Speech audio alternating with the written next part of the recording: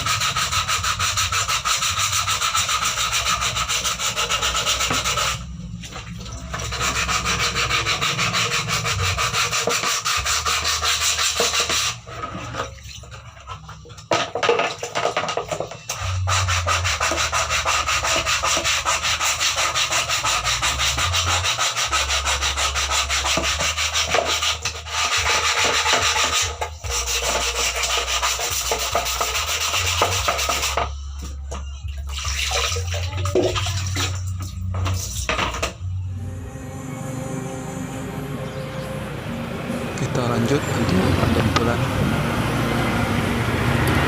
Kali ini kita pakai dempul yang jenis Pilox, yang mereknya Sapporo Ultimate.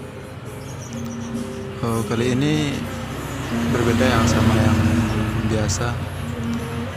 Kita memakai ini supaya hasilnya lebih maksimal. Untuk cat dasar bagusnya ini sekalian untuk epoksi ya. Baik, kita lanjut untuk pendempulan sejenis Pilox. Cara mendempulnya sama kayak biasa, tipis-tipis dulu, setelah itu diulang beberapa kali untuk hasil yang lebih baik ya.